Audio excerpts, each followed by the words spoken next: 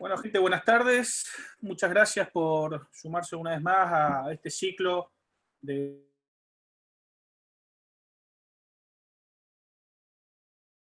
Vamos a tener un perfil un poco más técnico, así que vamos a empezar por presentarla a Alicia López, que es la primera disertante.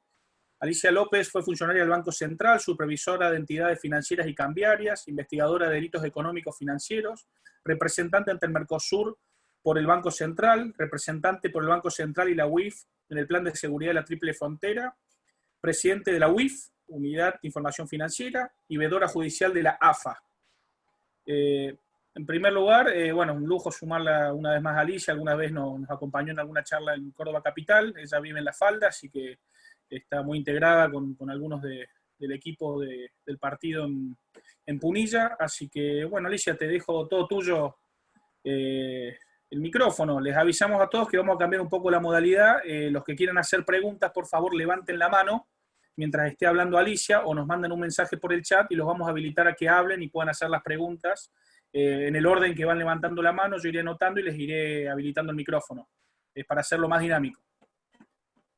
Alicia, todo tuyo. Muchas gracias. Bueno, gracias a ustedes por la invitación.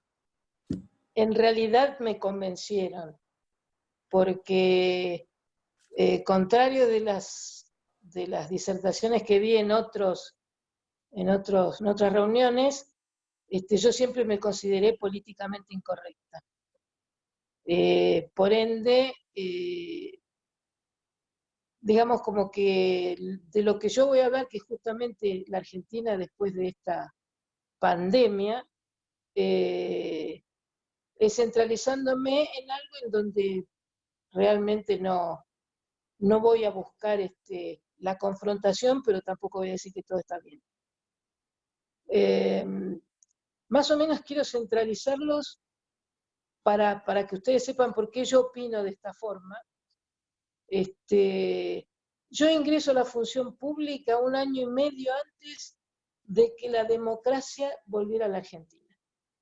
Es decir, que pasé por Alfonsín, pasé por Menem, pasé por De la Rúa, por los presidentes que hubo en ese enjambre que hubo, por Duhalde y por Kirchner. No pasé por el gobierno de Cristina porque me fui en el 2006, pero la conozco y muy bien, y no pasé por el de Mauricio, salvo mi función como vedora judicial en la AFA. ¿Por qué quiero aclarar todo esto? Porque en todos los gobiernos, yo siempre me opuse. Es decir, me opuse a todas las cosas que yo veía mal. Y sigo pensando exactamente lo mismo. ¿Cómo está o cómo veo yo la situación en este momento? Bueno, tenemos 2 situaciones. La primera situación es si se hicieron las cosas bien desde un punto de vista pandémico, desde un punto de vista de esta epidemia local que nos ha tocado vivir, mundial. Y el otro punto de vista es las decisiones que se han tomado y su afectación a la situación económica del país, que ya venía arrastrando una muy mala situación económica. La primera parte es, y lo hablaba hoy porque me hicieron una entrevista en el canal de La Falda, todo el mundo está felicitando a la Argentina por cómo está llevando la situación de esta cuarentena obligatoria, etcétera, etcétera, etcétera. La pregunta es, ¿se hicieron las cosas bien? La respuesta es, por lo menos para Alicia López, no. Y les voy a dar ejemplos concretos. La Argentina tiene o vamos a hacer al revés. Italia tiene 60 millones de habitantes. El territorio de Italia es la provincia de Santa Fe. España tiene 51 millones de habitantes. El territorio de España es la provincia de Buenos Aires. Francia tiene más o menos por ahí. El territorio de Francia es como La Pampa. No quiero hablar de los grandes, en donde Estados Unidos supera los 300 millones de habitantes lejos, y Brasil supera los 200 millones y China más de 400. La Argentina tiene 48 millones de habitantes. ¿Era posible haberla controlado sin llegar a una decisión extrema como un claustro obligatorio, como es el que estamos viviendo, estar metidos acá adentro sin poder salir? No, no era necesario. A mí me agarró en Buenos Aires. Me cancelaron todos los vuelos, el 26 de marzo pude salir. Lo cuento porque viene bien para que se sepa cómo hice yo para llegar a un aeropuerto, como es el de Buenos Aires, Aeroparque, y llegar a otro aeropuerto, como es el Aeropuerto Internacional de Córdoba.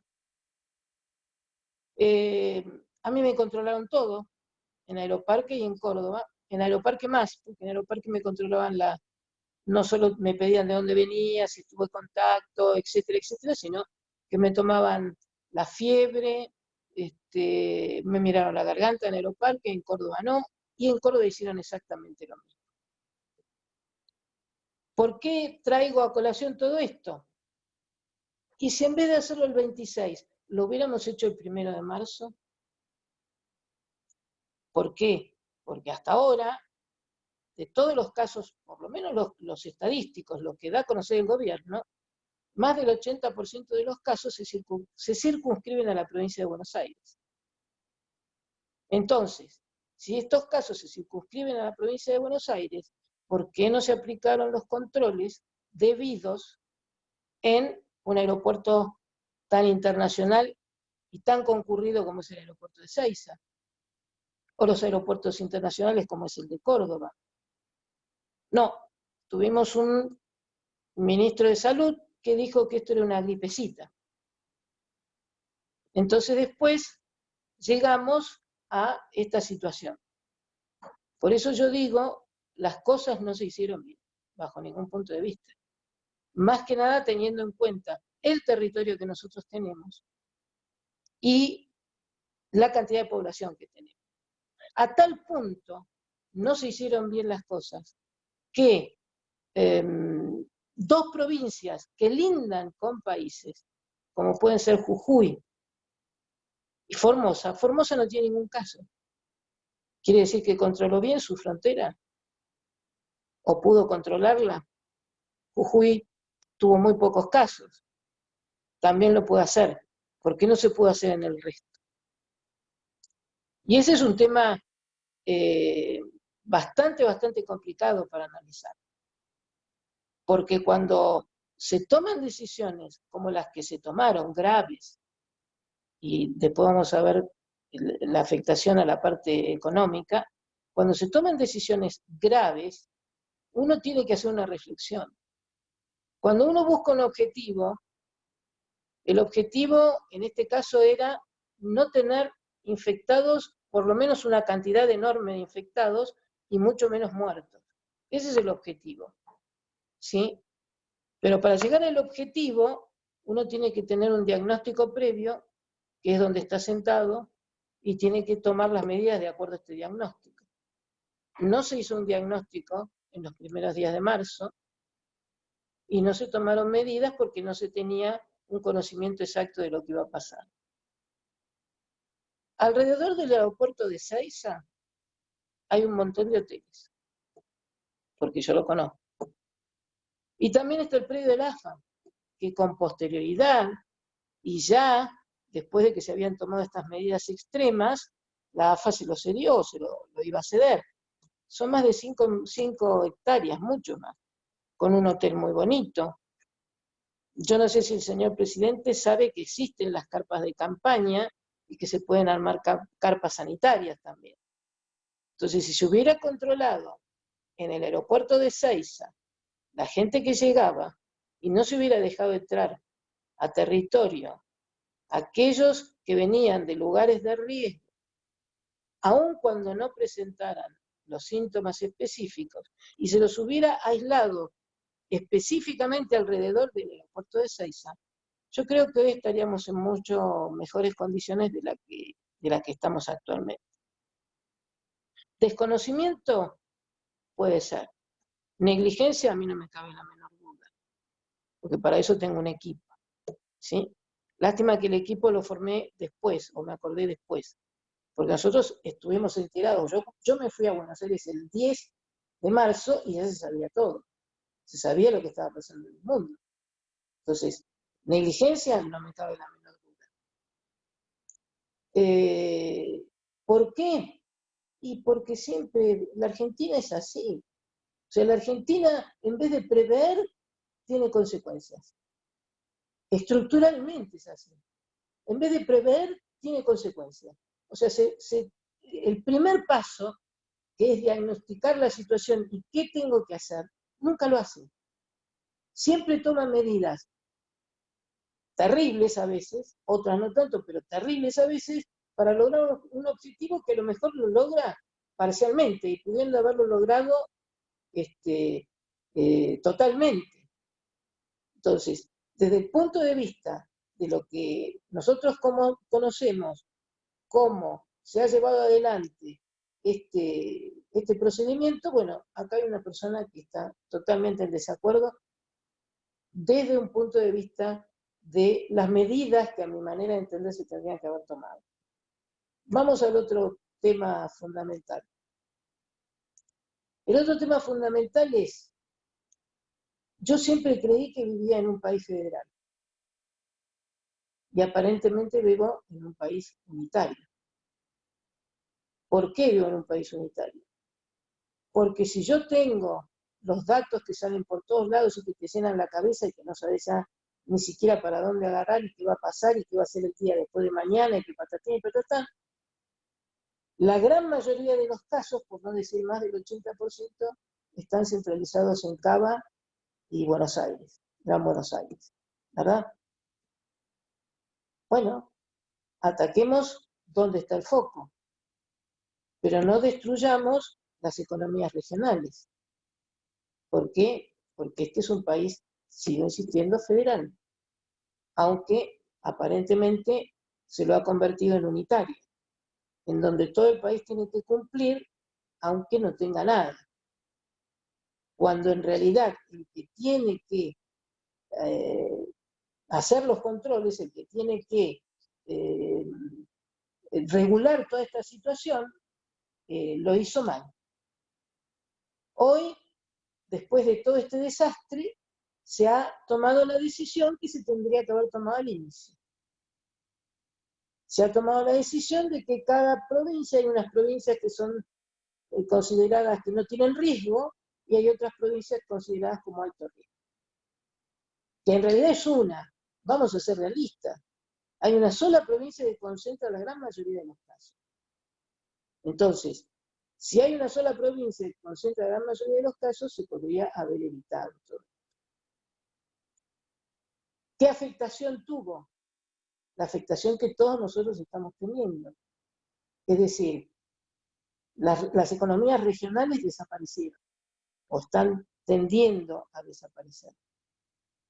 Hay sectores de la economía que para recuperarse, en mi manera de entender, van a tardar años. Años. Uno de esos sectores fundamentalmente es el de turismo. El sector del turismo va a tardar años y eso es algo medianamente lógico porque estamos en una pandemia.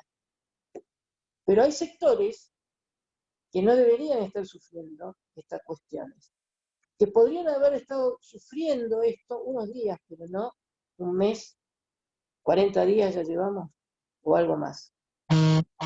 Y obviamente, ¿con qué nos encontramos? Nos encontramos que estamos tomando medidas para no tener más muertos o para no tener más infectados, y la gente, en realidad, no sé si aplicarle el término muerte, pero está empezando a ponerse loca.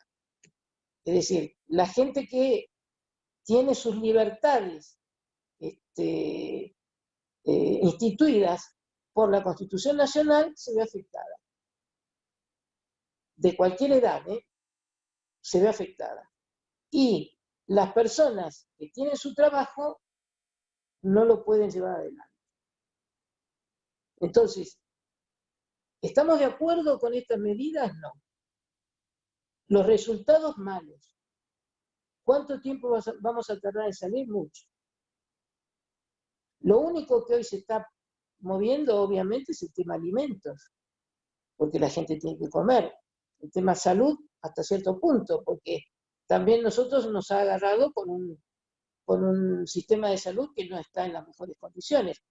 Nos hemos llevado nuestro asombro, por lo menos en mi caso, con lo que está pasando en Estados Unidos, por ejemplo. Yo nunca pensé que en Estados Unidos podría agarrarle la situación por la que están pasando, ¿no?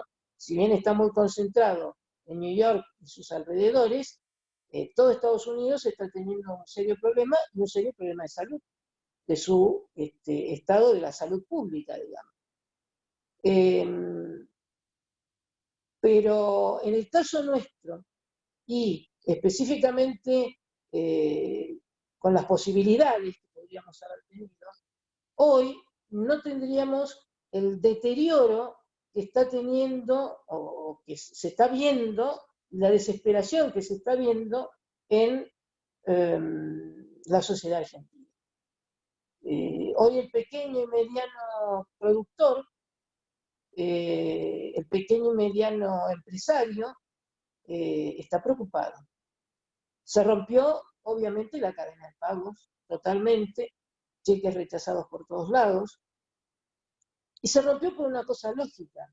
El que produce porque hay alguien que le va a comprar. El que compra porque hay alguien al que le puede vender. Y desapareció el que compra, el último formador. ¿Por qué? Porque se ha visto afectado en su trabajo, en su labor diaria, en poder conseguir recursos. Entonces, todo esto está todo cortado. Los grandes centros comerciales cerrados no saben cómo van a hacer.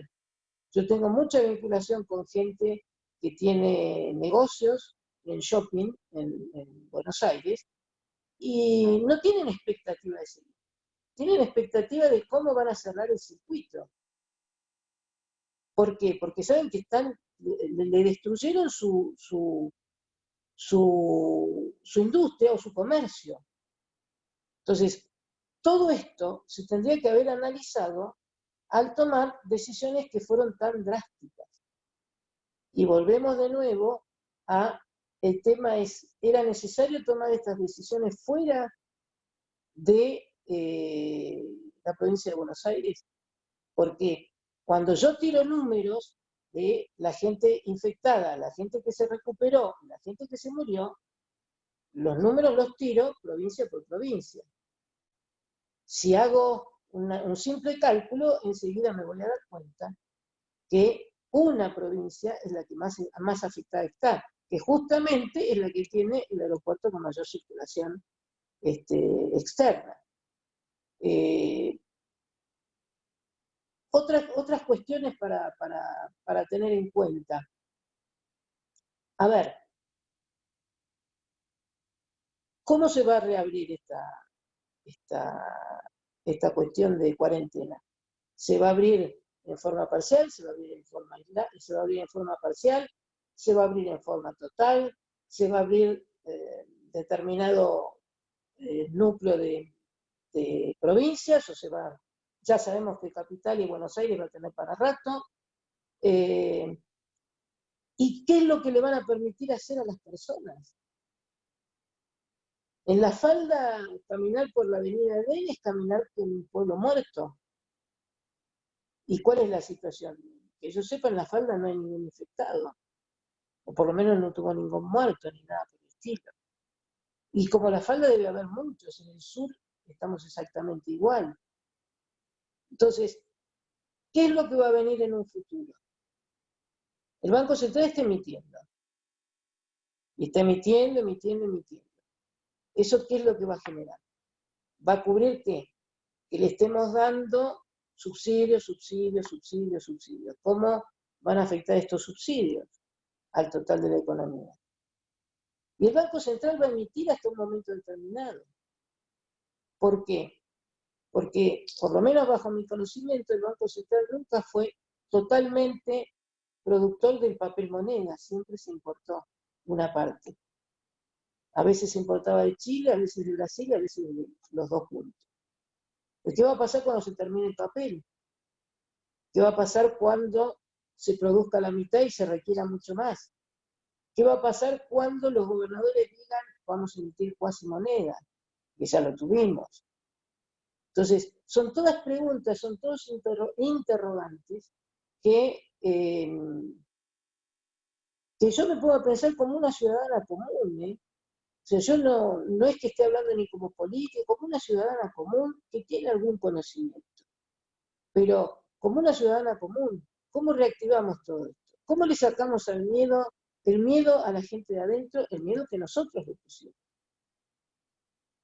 ¿Por qué? Porque dentro de esa medida estaba el aislamiento total, quédese en casa, quédese en casa. Entonces ahora cuando nosotros caminamos, vamos caminando y vemos a alguien conocido, pero nos alejamos 2 metros. Entonces, ¿qué encontramos? Encontramos la segunda cuestión, que es esta. ¿Cómo va a quedar la cabeza de los argentinos? ¿Sí? Porque después hay otro tema. Yo soy adulta mayor.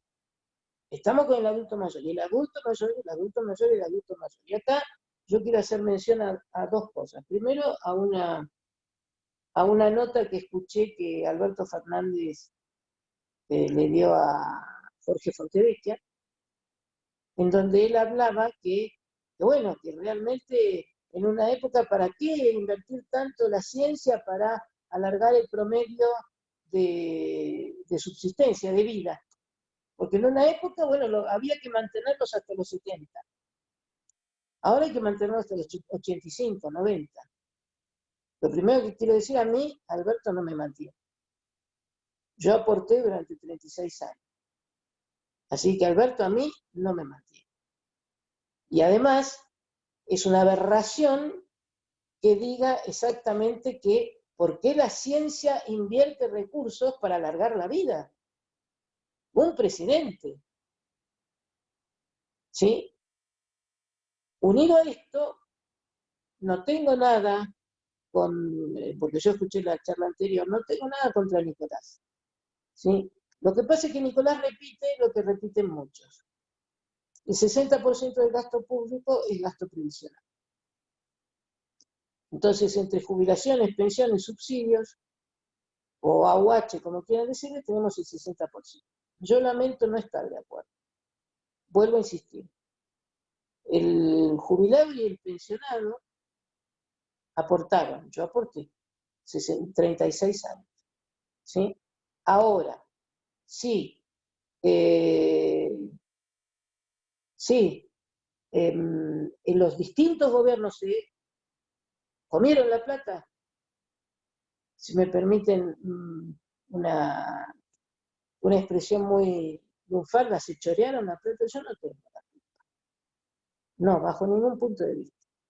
Entonces, dejemos de lado todo el tema del gasto y empecemos a averiguar, lo que yo digo siempre, el diagnóstico, si realmente hay que tener 6 millones de jubilados o si se dieron jubilaciones a personas que no lo necesitaban. Si hay que tener tanta cantidad de AUH como para que una chiquita vaya a una ventanilla a cobrar 53.000 pesos y el pequeño y mediano productor no pueda abrir su industria para poder producir. Si nosotros avanzamos y vamos después de todo este problema enorme, a seguir con esta temática, estamos mal y vamos a estar peor. ¿Por qué? Porque hay que modificar el tema. Y vuelvo a la ecuación principal. Primero diagnosticar, después tomar las medidas y después lograr el objetivo. Y hoy no lo están haciendo, no lo hicieron, ni lo hicieron nunca desde que yo llegué a la función pública. ¿Esto nos va a afectar? Sí, nos va a afectar y mucho. La economía en el día después de mañana va a tardar en recuperarse. Nosotros vamos a tardar, porque el pequeño y el mediano es el impulsor del mercado interno. No tengamos los ojos tapados. El grande La clase alta no es el que invierte en el mercado interno. El mercado interno se mueve por el pequeño y el mediano. Si vos, con las medidas que tomaste, lo estuviste destruyendo durante más de 40 días, el mercado interno va a tardar y mucho en recuperarse. No sé si me excedí, porque ahí me apareció ¿Me excedí, Oscar? Oscar. Está bien, si querés redondear, en todo caso después le damos la palabra a Víctor y después si querés abrimos a preguntas o comentarios sobre lo que estás diciendo. Pero si querés hacer un redondeo no hay problema. Bueno, entonces vamos a redondear. 2 puntos. Primero, ¿se tomaron las medidas correctas? No. ¿Se podía haber evitado llegar a esta situación extrema? Sí. Y lo acabo de decir. ¿Cómo va a estar la economía el día después de mañana? Mal. ¿Por qué? Porque siempre la variable de ajuste es y será el pequeño y el mediano productor. Y hoy la pequeña y mediana empresa está sufriendo mucho. Volver a tomar crédito, porque aparte no me quise explayar en el tema bancos, porque es lo que yo sé, porque los bancos están todos en contra de lo que están haciendo, pero porque el banco nunca pierde, jamás va a perder. Olvídense. Entonces, volver a tener posibilidad de crédito, volver a formar la cadena de pagos, volver a tener posibilidad de entrar al mercado y que la gente quiera entrar al mercado, va a llevar mucho tiempo. Por lo menos esa es mi opinión. Esperemos que me equivoque. Yo no, ya con casi 67 años, digamos que tengo mi vida hecha, pero la gente joven, el que tiene el empuje, hubiera preferido, entiendo, que el gobierno hubiera reaccionado de una forma diferente a la que reaccionó. Bueno, eso es todo. Muchas gracias, Alicia. Muchas gracias. Ahora le voy a presentar al segundo disertante y en todo caso vayan levantando la mano o manden por chat los que quieran hacer una pregunta y les habilitamos el micrófono. Las preguntas las pueden hacer en los comentarios tanto para Alicia como para Víctor. Ahora le voy a presentar a Víctor, también un lujo, el segundo disertante. Es contador público nacional de la UBA, es máster en finanzas del UADE, es doctor en ciencias económicas también de la UBA, fue funcionario, consultor y directivo de gobiernos y empresas de gran envergadura. Le vamos a habilitar el micrófono y le vamos a pedir a Víctor que nos cuente cómo seguimos después de la cuarentena. ¿Qué tal? Buenas tardes a todos. ¿Me escuchan bien? ¿Me están escuchando? Sí, perfecto. Bien. Un gusto estar acá. Estoy acostumbrado a otro tipo de charlas o de exposiciones que son las presenciales, así que hay una gran parte que es la comunicación no verbal, que en este caso, bueno, vamos a tratar de suplirla, desde ya les pido disculpas. La consigna es la Argentina después de la pandemia. El problema es que para poder hablar de la Argentina después de la pandemia, y lamentablemente tenemos que describir la situación actual. La Argentina, como el resto del mundo, está inmerso en este gran despelote y sin entrar en teorías conspirativas. El tema es que la pandemia en la Argentina ha permitido cruzar límites inhibitorios, es decir, barreras inhibitorias. No me cabe ninguna duda de que las grandes emisiones monetarias para salvar este tipo de situaciones ha sido el gran reclamo de los gobiernos, por lo menos que no tienen la posibilidad de tener fondos anticíclicos o capacidad de obtener plata en el mercado. Es decir, hoy por hoy, mis colegas, todos los colegas, los profesionales en economía, han pedido una mayor participación del Estado, lo cual es lógico, porque el único que puede por lo menos dirigir las acciones, tanto sanitarias como económicas, es el Estado. El problema es que es el Estado que tenemos nosotros. Si el Estado que tenemos nosotros no puede garantizar un partido de fútbol con tribuna visitante, difícilmente tome las medidas que tenga que tomar en tiempo y forma. Hay un politicólogo que yo sigo particularmente que decía que la pandemia era lo suficientemente importante para que no sea tratada desde el punto de vista sanitario nada más. Y eso es correcto. La propia OMS sugería que no se llegara al contagio cero con medidas porque reconocía las implicancias económicas que llegaban que afectaban a la población si uno intentaba llegar al contagio cero. Entonces la idea, por supuesto siempre pensando en países desarrollados, siempre mirando a Europa, era trabajar de tender a un contagio controlado con actividad económica controlada. Las medidas que se hubieran podido tomar, tenemos las medidas financieras, que son las paliativas del momento, y las económicas, más políticas, que son las que van al mediano y largo plazo. Las financieras son las que te dan el tiempo, los que te dan la posibilidad de que el gobierno hubiera elaborado en tiempo y forma medidas económicas. El problema es que ni siquiera las medidas financieras han sido tomadas en tiempo y forma, por lo menos no son eficientes. Se habla mucho de las decisiones que toman los gobiernos, volviendo al Estado argentino, donde vos tenés la eficiencia, que es las medidas tomadas en tiempo y forma, y la eficacia, que es esas medidas, para qué fueron tomadas y si realmente solucionaron la problemática para la cual fueron dictadas.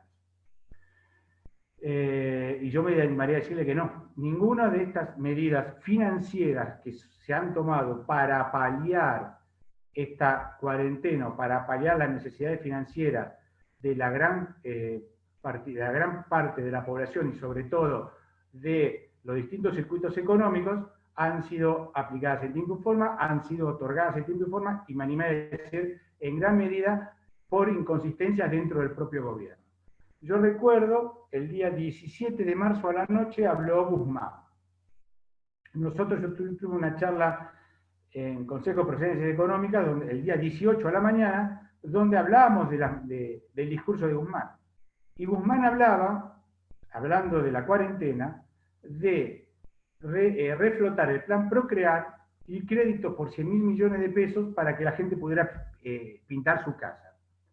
Esas no son medidas técnicamente ex post, o sea, medidas directas, de acción directa e inmediatas, para dar tiempo a medidas económicas posteriores, o sea, para de alguna manera paliar la situación actual. Eso no fueron realizadas.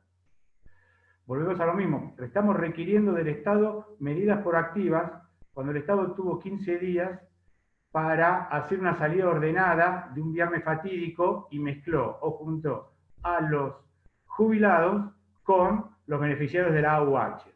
O cuando abrió un clearing, vaya a saber a quién se le ocurrió, sin haber colocado las medidas de seguridad o compensatorias para evitar la ruptura de la cadena de pagos. En la primera semana, los cheques rechazados aumentaron un 1.500%. 1.500%, sin ninguna medida financiera de soporte para que no cayera la cadena de pago ni los cheques. Simplemente lo que hubo es la eliminación o la suspensión de medidas punitivas. La baja de calificación de los liberadores de cheques, el cierre de cuentas. Lo que hay es una anomia, lo que hay es una lucha interna claramente, lo que hay es, y no solamente potestad de este gobierno, sino del gobierno anterior y de muchos gobiernos, una atomización de las responsabilidades económicas en muchos ministerios, todos con su propia impronta, sin ninguna cabeza que lo coordine.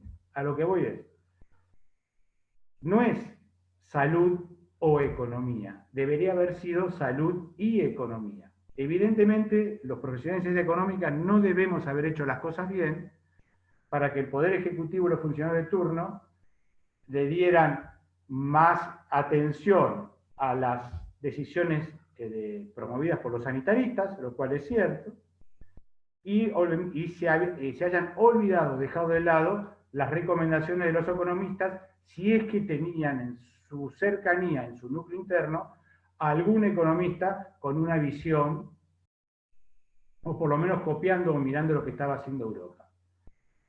Eso lo estamos viendo. Se habla de los créditos del 24%, yo le aclaro que al día de hoy debe haber aproximadamente 30% de todos los interesados que han recibido esos créditos. Hay sucursales bancarias que no han otorgado un solo crédito. La AFIP no postergó vencimientos. Si vos tenías un vencimiento por home banking, por débito automático, te lo tomaba. Es más, para poder acceder a la solicitud de un subsidio para el personal, te pedía la comparativa de ingresos del año 19 y del año 20. A ver si no, o sea, otra vez vamos a la eficiencia en la toma de decisiones, básicamente financieras y de corto plazo, para lograr eficacia en algunas decisiones posteriores que se tengan que tomar. Ahora me voy, extrapolo y me voy a Europa. ¿Qué hizo Europa? ¿Qué hizo Suiza? Uno dirá, pero lo hizo Suiza. Sí, pero lo podíamos haber hecho nosotros. En los primeros días de la cuarentena de Suiza, hubo un fondo de intervención de 25.000 millones de euros para todas las pymes suizas, que tienen obviamente otros requisitos, no son los mismos que las pymes argentinas, que equivalía en forma casi automática al 10% de su facturación anual, en forma casi directa, aplicado a su cuenta, para que no perdiera capital de trabajo, para que pudiera pagar sueldos, para que no se interrumpiera la dinámica económica. ¿Por qué? Porque las decisiones económicas tienen una impronta o velocidad propia. Es muy difícil, es tipo efecto bola de nieve, es muy difícil esa propia velocidad poder paliarla con determinado tipo de acciones, porque los efectos positivos de esas acciones van a demorarse en el tiempo. Bueno, ¿qué hizo Suiza? Suiza, por declaración jurada, le depositó, y usando inteligencia artificial, entre las 2 primeras horas después de la aplicación de las pymes hasta 24 horas posteriores, el 80 al 85% de ese fondo de 25.000 millones iniciales ya estaban depositados en las cuentas de las pymes. Eso te quita una angustia, te permite afrontar la situación de otra manera, te permite ganar tiempo. Argentina no lo hizo. Se dice en economía, sobre todo en países como el nuestro, sobre todo en la anomia de la cual sufrimos nosotros en lo que son las decisiones o las intervenciones del Estado, que la eficacia en la toma de decisiones, sobre todo económicas y financieras, tiene un efecto positivo del orden del 40%. ¿Qué significa eso? Que si vos querés del 100% de una acción que hagas, vas a tener un resultado, en el mejor de los casos, entre un 40 y 50%. Doy un ejemplo, y les pido, háganme la venia en este aspecto, estoy simplificando. Los famosos 10.000 pesos a determinados beneficiarios, por ejemplo los de la AUH, y monotributistas categorías A y B. ¿Por qué no categoría C? Bueno, ese sería otro cantar.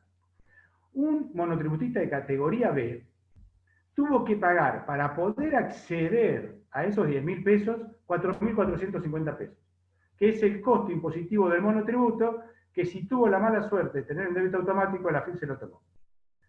Con lo que le queda, y la idea era que esos 10.000 pesos sean básicamente para alimentos, los alimentos tienen un 21% de IVA. Entonces la eficacia en esa decisión ya venía con un 21% de IVA. Y además, se le está depositando recién ahora, con lo cual ya tuvo la inflación de estos 2 meses, o por lo menos la inflación núcleo, la inflación alimentos. Ese es un ejemplo muy burdo, pero un ejemplo que es la calidad o la eficacia en la toma de decisiones por los estados, básicamente por estados como el que tenemos nosotros.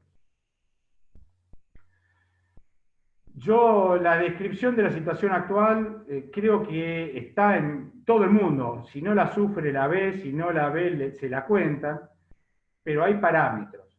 Es la primera vez, por lo menos en la historia moderna, en la que yo conozco, de la Argentina, de los últimos decenios, donde el promedio de los sueldos de la actividad pública va a ser superior al promedio de los sueldos de la actividad privada.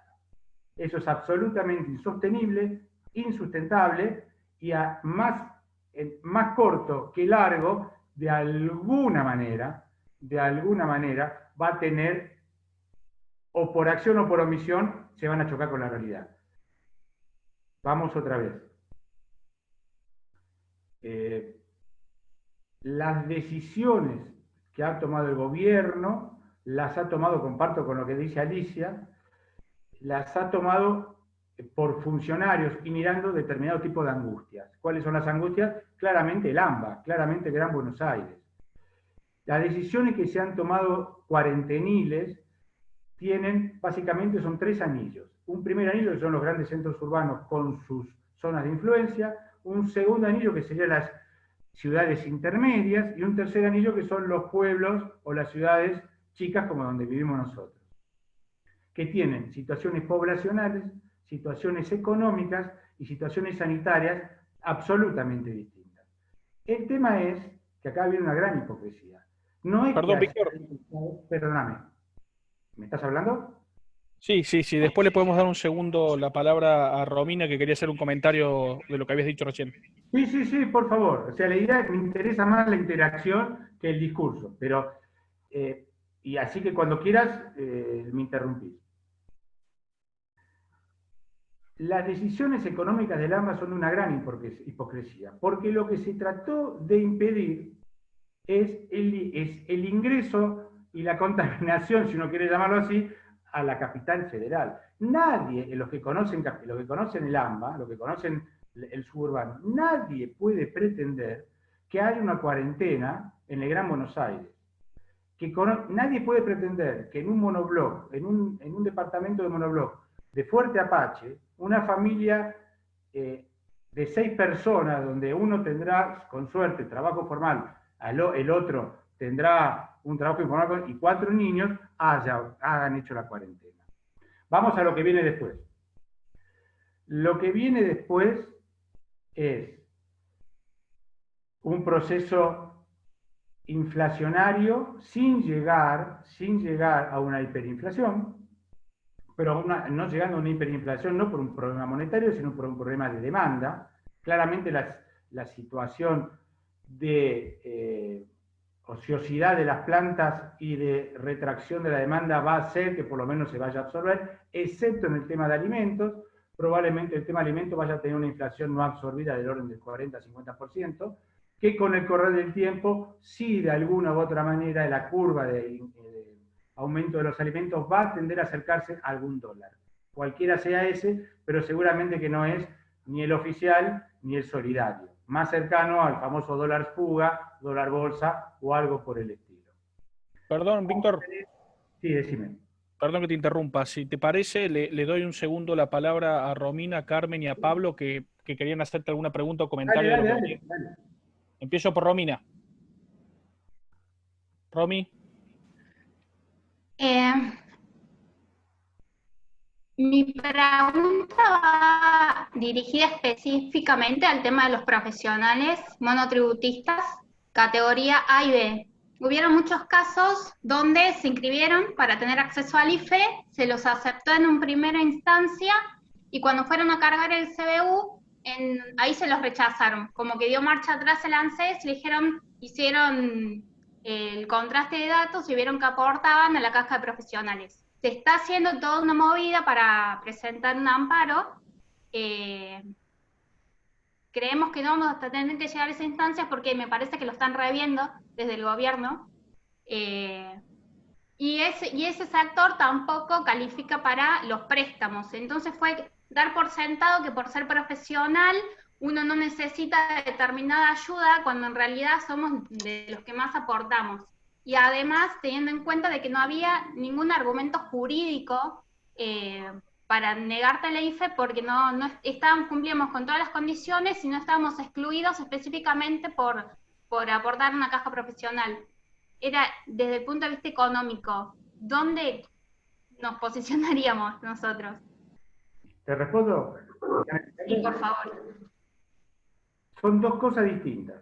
La primera, el IFE fue un subsidio directo para la compra de alimentos y categorizaron la categoría A y B de determinada manera como necesitada de ese subsidio. Ahí está la ineficiencia en cuanto a esa acción directa del gobierno. Los préstamos, que es tu opinión ahora, todas las profesiones liberales colegiadas, en líneas generales, salvo en Capital Federal, en algún otro lado que desconozco, aportan a sus propias cajas.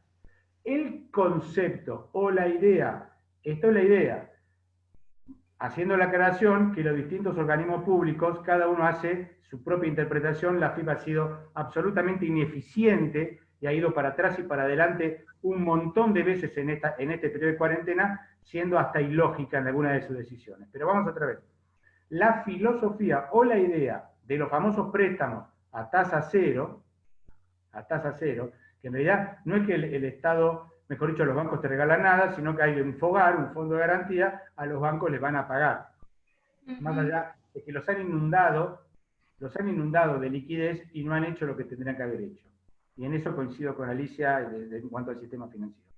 En este caso en particular, la idea es que califiquen todos, porque esto es un préstamo para compensar la baja de ingresos por la pérdida de actividad. ¿Estamos de acuerdo ahí? Por lo tanto, sí, y específicamente en la norma, en la resolución, entran las profesiones liberales colegiadas también, que son una parte importantísima, básicamente de los monotributistas, y no tanto de las categorías bajas, pero a partir de la B en adelante, hay un gran universo de profesionales independientes que están dentro de ahí. Ahora vos me vas a preguntar cuál es el criterio de la FIP para dártelo o no. Ha dado criterios, pero así como es eso, te voy a decir algo. Ha dado marcha atrás el último día hábil del mes de marzo, cuando cambió, y la parte de ingresos que recibieran los que estaban licenciados, o sea, en cuarentena los últimos 10 días no pagaban cargas sociales y después pagaban cargas sociales, lo único que hacían era prorrogarlo 2 meses. Esas inconsistencias, y bueno, forma parte de la impronta, ¿no? De la impronta de lo que tenemos.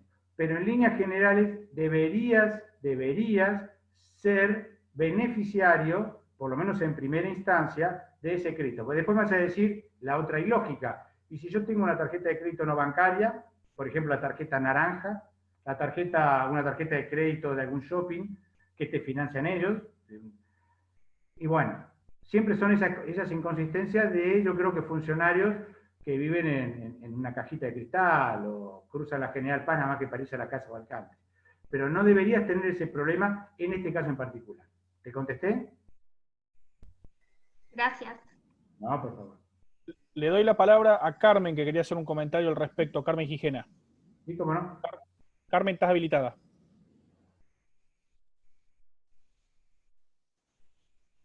Liberé el audio, perdón que no puedo desde acá.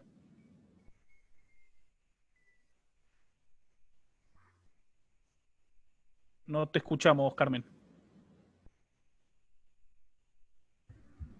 Ahí está. Ahí está. ¿Me escuchan ahora? Bien. No, era un comentario acerca que no han tenido en cuenta gente que tiene salarios muy bajos. Yo conozco lo que está cerca mío, el personal docente de la Universidad Nacional de Córdoba, que un promedio de los auxiliares de dedicación simple ganan 12, 14 mil pesos.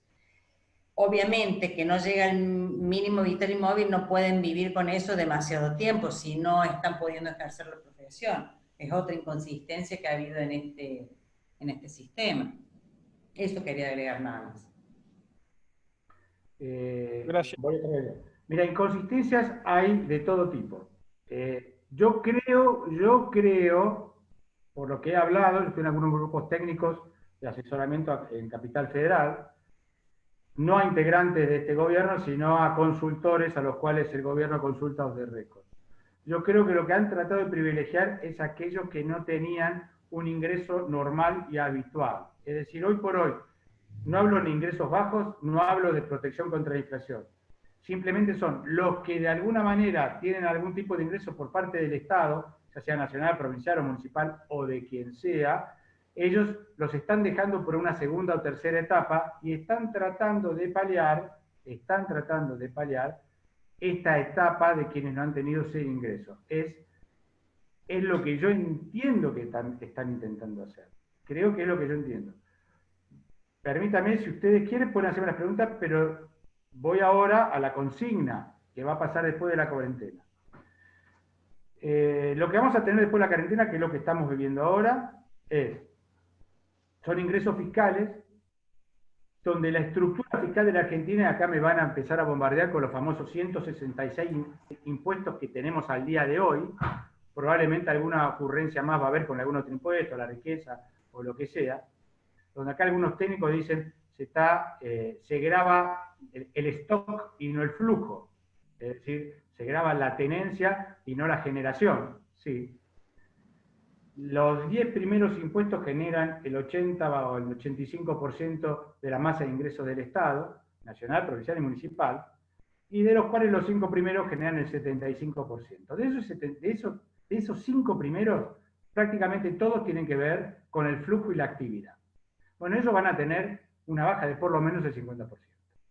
Lo vamos a vivir porque el Estado Nacional, más allá de que la única fuente de financiación que tenga va a ser la impresión monetaria, y después va a tener la ilógica de la absorción, es decir, te va a dar y después te va a sacar. Va a sacar liquidez del mercado a través de subida de tasas, o algún tipo de encaje, o alguna medida de esas administrativas que toma cada tanto, repetitivas, porque las han tomado todos,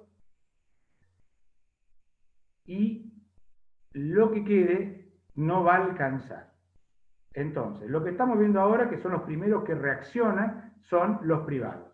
Las negociaciones intrapares, las negociaciones cuasi sindicales o sectoriales, donde claramente viene una reducción. La estamos viendo. Una reducción del 30% porque lo que trata de protegerse es que siga la actividad. Ahora vamos a ver cuánto tiempo va a seguir la actividad. En algún momento va a pasar con el Estado lo mismo. Yo no quiero ser un anarcoliberal, como hay algunos economistas, de ninguna manera. Pero la lógica implica que este es un momento para tomar decisiones de fondo. Decisiones de fondo que el poder político, mejor dicho, la clase dirigencial, cuando digo clase dirigencial es la clase política, más la sindical, más la laboral, más la judicial y alguna clase empresarial contratista, lo están dispuestos a tomar. Este sería el momento ideal para una reforma impositiva, que no escucho a ningún político hacer. El momento ideal para el futuro. Volviendo. De acá a fin de año, ¿qué va a pasar cuando empezamos a salir de la cuarentena? Lamentablemente, creo que la apertura va a ser más cuasi psicológica que económica. ¿Por qué? Porque las empresas, las 609.000 pymes que estaban en la Argentina, o que había en la Argentina, probablemente se hayan tragado, comido, gastado, aplicado, como quieran, el capital de trabajo que tenían. Por lo tanto, la apertura, aclaramos que esas famosas 600.000 pymes, que probablemente hoy sean menos, porque son estadísticas del año 2017, no estén en condiciones de abrir, o a lo sumo abrirán casi por un tema psicológico de los dueños, porque no van a tener posibilidad ni de acceder al capital de trabajo necesario, pues ya se lo habrán tomado. Entonces otra vez va a necesitar el asistencialismo o la asignación directa del Estado de capital de trabajo, que como estamos viendo no se hace ni en tiempo y forma. Por lo tanto, otra vez van a tener problemas toda la cadena productiva, lo que estén detrás, más la inmensa cantidad de cheques o de la cadena de pagos que está cortada. Vamos a tener, y permítame voy a ser muy gráfico, muy duro, vamos a tener índices de pobreza subsahariana en algunos sectores o algunos bolsones. ¿Qué significa subsahariano? Para los que no son de la profesión, son los países que están en el sur del Sahara y que están en el fondo de la última fosa marina que puede haber en el planeta Tierra. Algo de esos, que son hoy indigentes, van a ser índices de pobreza subsaharianos, a los cuales el Estado está acostumbrado a subsidiar, está acostumbrado a mantener y está acostumbrado a, de alguna manera, administrar. Los que estaban en línea de pobreza van a pasar a línea de indigencia, siempre con van a tener que incrementar la participación asistencialista del Estado. Esto claramente va a ser con emisión monetaria, ¿eh? No va a haber otra. Ustedes después, si alguien se anima a preguntarme sobre renegociación de deuda externa, también les voy a contestar. Y después va a haber un 70% básicamente de clase media, que todavía se visualiza como clase media y que para los parámetros internacionales no es clase media hoy, y no va a ser clase media mañana. Uno piensa, bueno, pero ¿y la salida? Probablemente haya una salida. Es decir, más abajo, siempre hay una frase en economía que dice, más abajo del fondo del pozo no se puede llegar. Y la Argentina, yo lo otro día hacía un poco de memoria, y la Argentina, por lo menos la Argentina moderna, no me remito al famoso préstamo de la Baring Brothers de 1824, pagado 120 años más tarde. La Argentina pasó, en épocas más o menos relativamente modernas, desde la hiperinflación, el Bonex, el efecto tequila, el efecto caipirinha, el efecto vodka, que para los que no saben son las crisis que se generaron en determinados países, y esa es la bebida de esos países, la crisis de las .com, la crisis del 2008 de la subprime en Estados Unidos, que generó una crisis financiera, no económica mundial. Esta crisis se va a salir. ¿Por qué? Porque los países motorizadores de la economía la están paliando o con fondos anticíclicos o con préstamos, y muy pocos se encuentran en las situaciones que nos encontramos nosotros. Otra vez hago mención a un politicólogo que se llama Malamud, al cual yo comulgo, que dice que salido de la pandemia o de la cuarentena, como ustedes quieran llamarlo, o empezando a salir de la cuarentena, vamos a tener como siempre 3 o 4 bloques mundiales, algunos con una salida más rápida que otros. China, claramente, no entro en teorías conspirativas ni de los alienígenas ancestrales, pero claramente China ha conseguido una baja de los precios de los commodities, que son los que ellos importan, y curiosamente una exportación masiva de productos terminados, básicamente orientados a la sanidad. Y América Latina va a ser irrelevante. Aún Brasil va a ser irrelevante. Dentro de esa irrelevancia de América Latina y de África, Argentina va a ser irrelevante dentro de América Latina. Argentina en 30, 40 años atrás, menos también, pero eso fue por herencia, siempre era segunda en América Latina.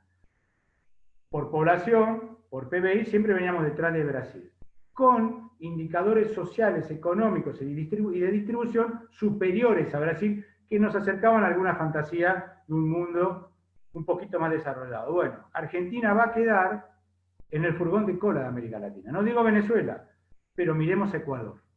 No miremos ni a Chile, no miremos a Uruguay. Perú tomó 5.000 millones de dólares para hacer frente a esta pandemia a menos del 5%. Le ofrecieron 25.000. Paraguay ha tomado fondos al menos del 5%. Argentina tiene dos maneras de financiarse. Una es la emisión monetaria y la otra, que es económica, que es la devaluación e inflación. Con lo cual, los $100 que le venden, por el motivo que sea, básicamente por retenciones a las exportaciones y de alguna manera compensación de balanza comercial, balanza financiera, pero básicamente balanza comercial, va a tener menos importaciones, esos mismos $100, si antes pagaba 200 sueldos, va a pagar 400 sueldos. Esa es la situación en la cual nos vamos a encontrar. La Argentina ha salido siempre, y ha salido, pero ha salido siempre a un escalón menor en el que estaba antes. Por eso estamos donde nos encontramos. No sé si, no quiero extenderme porque quiero preguntas, me gusta más la interacción, pero los veo algunos con los ojos así asombrados, pero lamentablemente es de donde estamos, ¿no? Y donde Víctor, si te parece, le doy la palabra a Pablo Renela, que quería hacerte un comentario, una consulta. Por favor. Pablo. Víctor. Sí, te escucho. Hola, ¿se me escucha bien? Sí. Bien, te quería preguntar, Víctor, en relación a lo que vos justamente estás diciendo. Si tuviera la oportunidad, ¿cuál sería la primera medida económica que darías a la salida de la pandemia, fundamentalmente para el sector, de mi punto de vista, más castigado en este momento, que es la clase media, digamos, la pyme, el pequeño y mediano empresario, que no está recibiendo desde el gobierno ningún aporte de ningún tipo, y sí se está dando un gran apoyo a los sectores más bajos de la población, que no me parece mal que sea de esa manera, pero ¿cuál sería la primera medida económica fuerte, si vos tuvieras la posibilidad de darla, para el sector medio, que es el sector productivo en realidad, ¿no? Tengo que darte, por honestidad intelectual, tengo que particionar tu pregunta. Los brutales subsidios que se están dando ahora, yo creo que, mejor dicho, son dados por el miedo. Y básicamente el miedo a los conglomerados que rodean los grandes centros urbanos. No sé si soy claro, si no, me extiendo en ese tema. Yo te lo comentaba antes, que lo que ha pasado con la cuarentena es que se han roto las barreras inhibitorias a la emisión monetaria y a la participación violenta del Estado, porque la realidad hoy por hoy es que el único que te puede paliar esta situación, o por lo menos postergar en el tiempo los efectos negativos, es el Estado. Lamentablemente, y no es solo culpa de este gobierno, no hay una estrategia económica única. Esto es como una empresa, donde vos tenés distintos gerentes, cada uno con sus propios intereses, y no hay ningún gerente coordinador. No quiero hablar de SEO porque eso trae otras experiencias del pasado, pero no hay gerente coordinador. Entonces tenemos decisiones económicas que toma Culfas, claramente orientado por sus propias presiones, y Guzmán se está orientando a ver qué pasa con la deuda externa.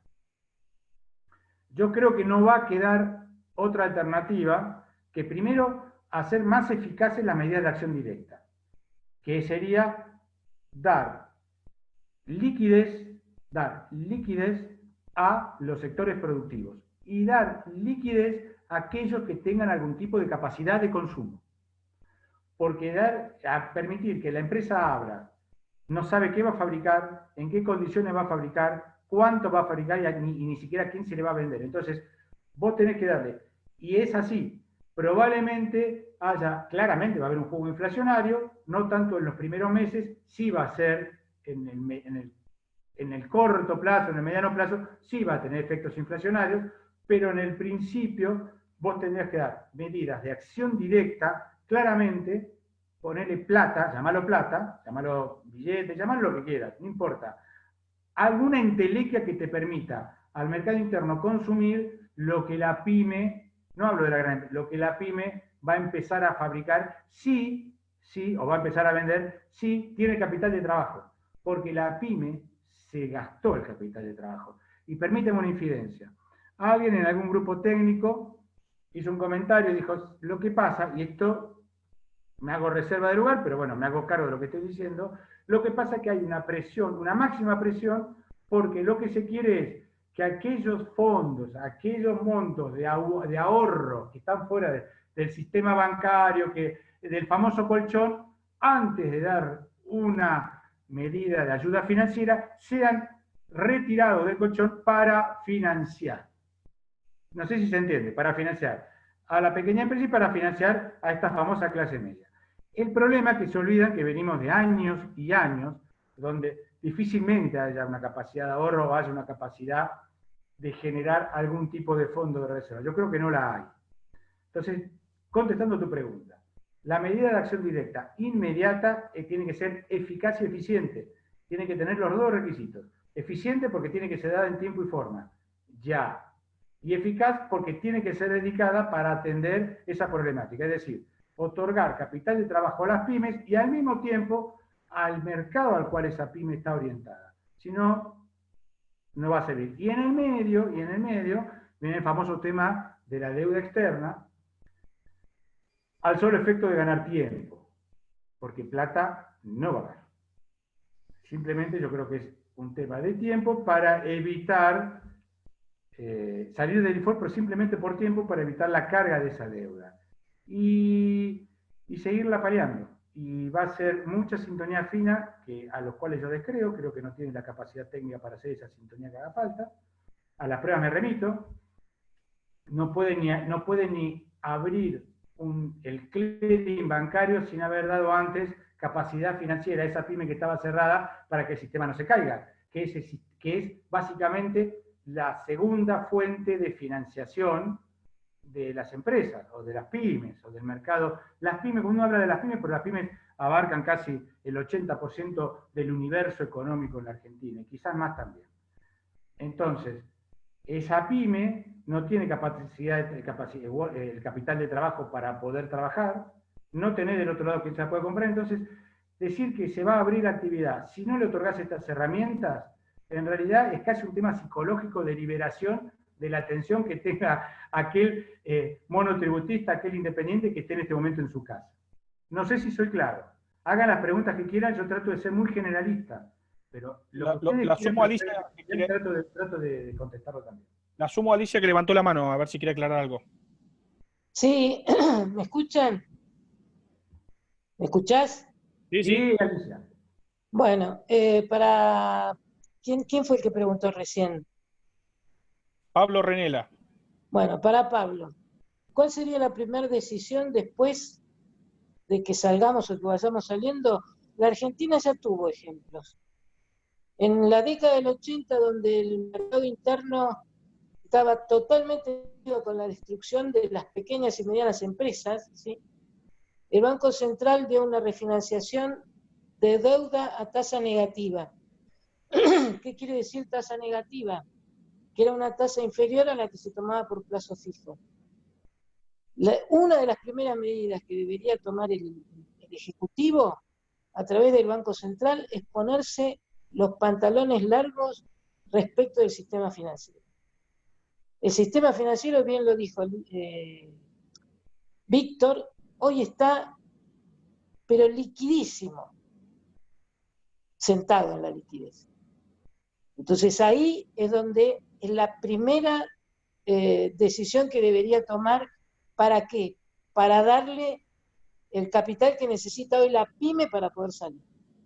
Porque es imposible que haya un sector que esté sentado en lo que necesitan para poder salir, que es este capital de trabajo que hablaba Víctor, y el Estado no intervenga. Pasó en la Argentina, pasó, varias veces. Entonces, dejémonos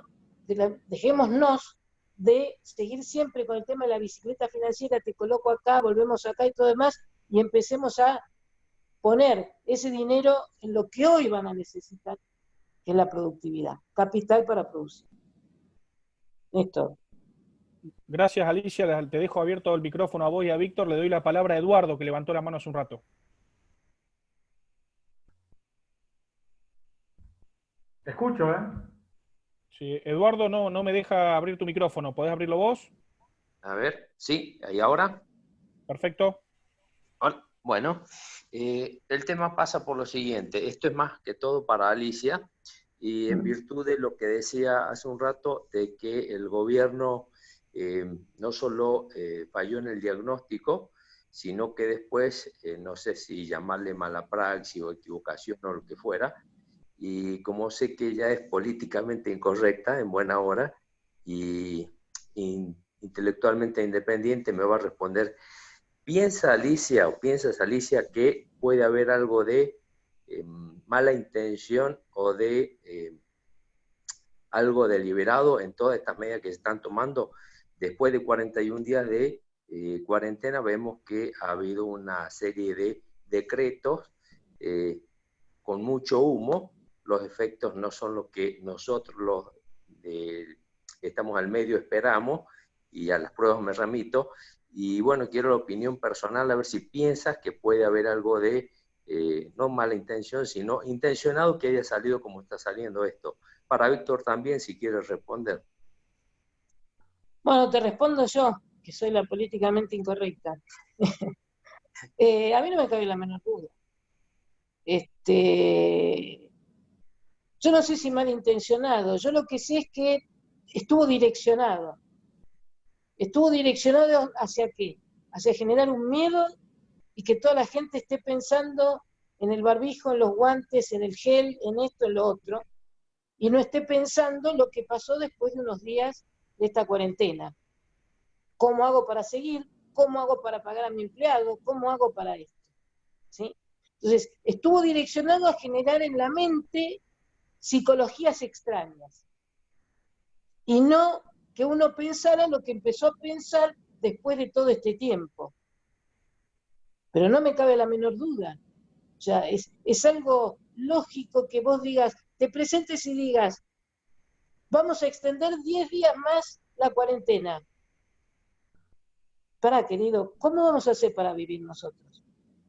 Porque un gobierno no está solamente para extender la cuarentena. Una persona no se muere de coronavirus, solamente. Se muere de un problema mental, porque se puede matar. Se puede morir de un problema psicológico, porque no puede afrontar sus deudas. Se puede morir de muchas cosas.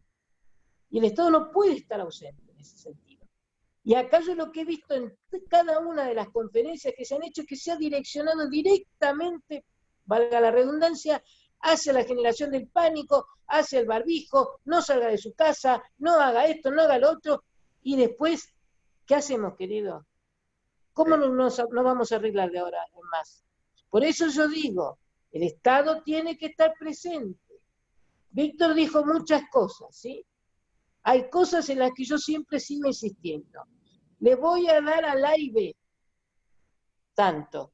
Nosotros sabemos perfectamente que hay muchos A y B que no son A y B, que son A y B porque no quieren pagar. Tal cual. No el productor que está ahí y es A y B realmente, no, no. Aquel que tiene una fortuna en Uruguay y sigue siendo A y B. ¿Sí? Sí, de O acuerdo. aquel que cobra la mínima porque se jubiló como ama de casa y es una gran señora de una fortuna incalculable. Y a esa le vamos a dar los préstamos a tasa cero. Hay una ausencia total del Estado. Total del Estado. ¿Por qué? Porque no tiene un diagnóstico verdadero de la situación, que ha tenido tiempo para poder hacerlo. ¿Cuánto hace que estamos en cuarentena? ¿Vos podías hacer seguir funcionando la cabecita? Entonces, Por eso es que no preguntaba, Alicia.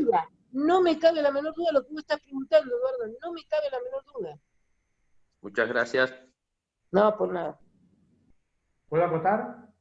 ¿Sí? Sí. ¿Puedo acotar? ¿Se escucha? ¿Cómo andas, Eduardo? Dale, Víctor.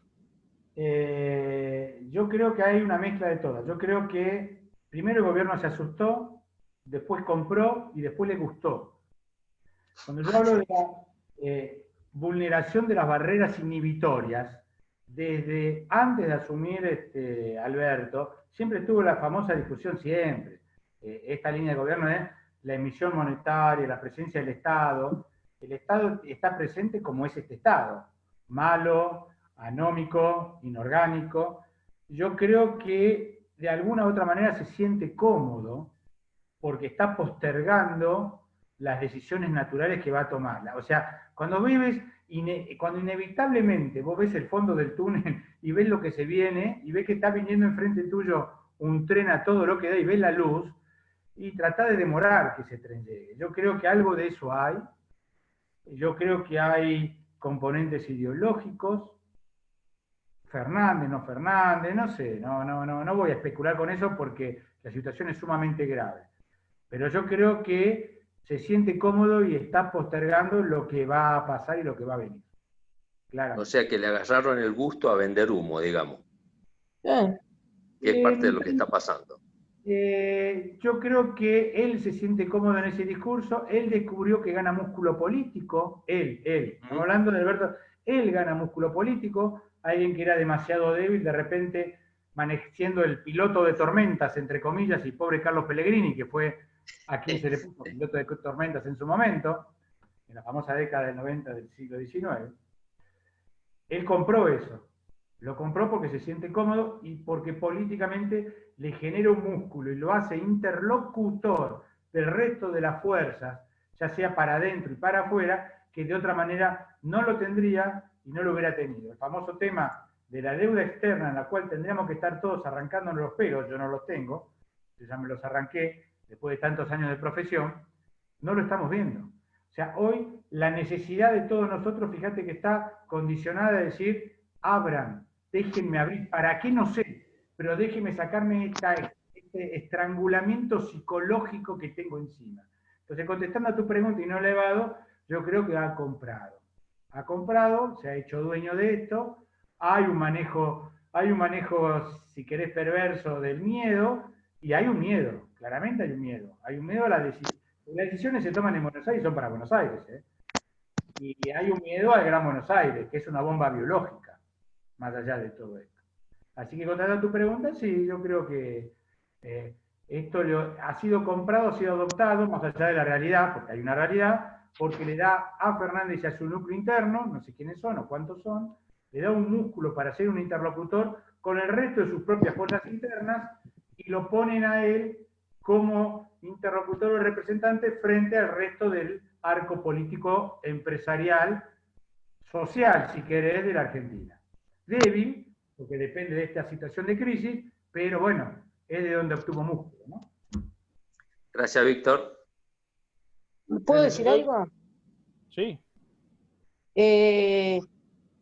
Yo no descartaría tampoco que, si bien yo veo que lo que dice Víctor es que le da un poco de aire y todo demás, yo no descartaría tampoco de que hubiera un plan. No nos olvidemos de quién es de quién es Alberto Fernández, ¿no? Es el hijo pródigo de una persona que destruyó en 2 oportunidades, en 3, el mercado interno, que es el señor Domingo Felipe Cavallo. Así que no lo descartaría bajo ningún punto de vista, ¿no? Que pueda llegar a ser un plan, que lo puedo llegar a hacer ahora. Al principio miedo, sí, miedo desde el punto de vista de lo que podría llegar a entrar, o las muertes o demás. Pero una vez que pasó todo eso, no, las acciones que ha tenido Alberto llevan a tener, a mí me parece que algún tipo de forma como para poder llevar adelante esta cuestión, no para beneficio del país, ¿no? Gracias, Alicia. Le doy la palabra a Carlos Tavares, que levantó la mano. Sí, Carlos Tavares Tato. Buenas tardes. Buenas tardes. Yo más que todo, está realmente muy interesante el análisis que hacen del escenario que está pasando, y yo creo que es real y es así como lo están haciendo. También es muy interesante las salidas alternativas que nosotros tendríamos potencialmente si esta circunstancia cambiara.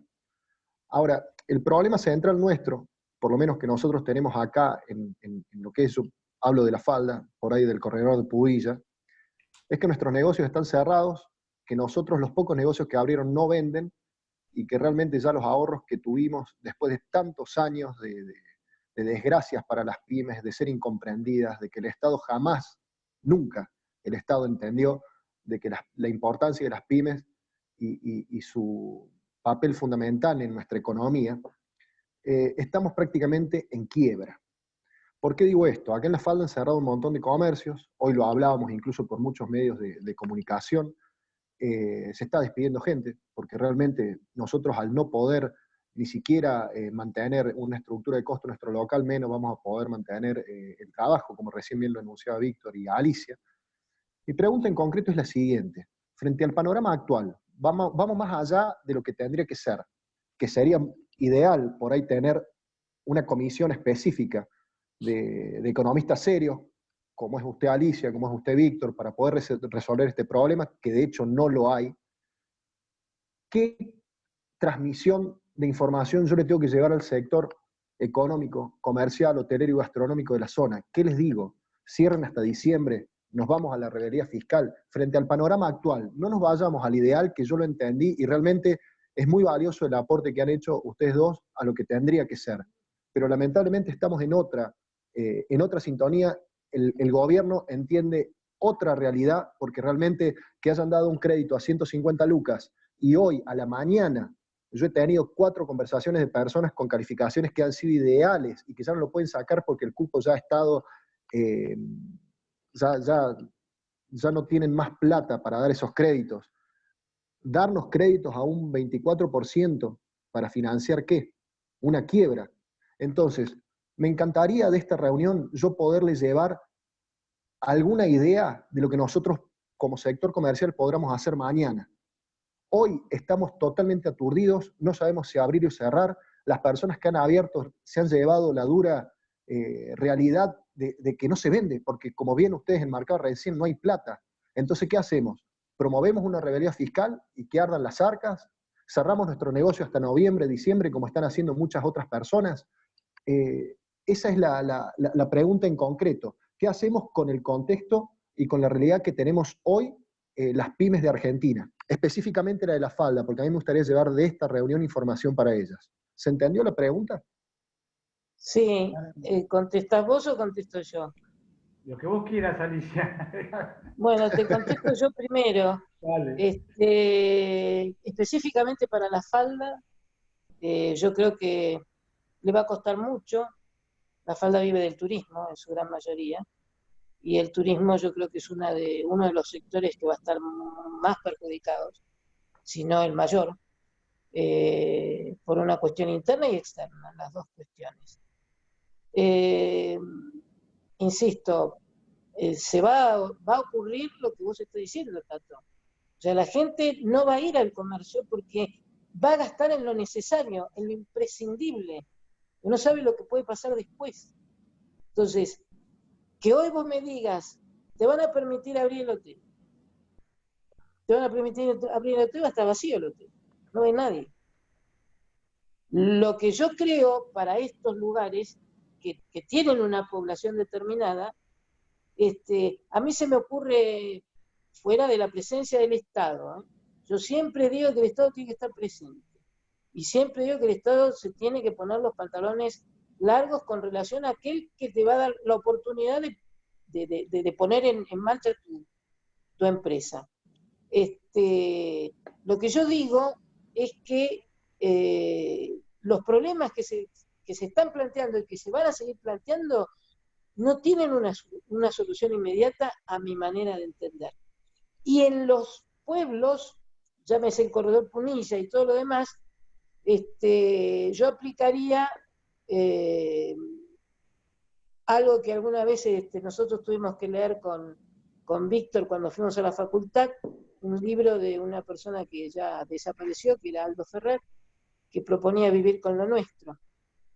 Es decir, la falda tiene sus propios habitantes, ¿sí? Entonces, este tipo de comercios que vos estás hablando y que está netamente vinculado al turismo, netamente vinculado a la gente y la influyente, va a tener que empezar a rebuscárselas y la gente interna los va a tener que apoyar, ¿sí?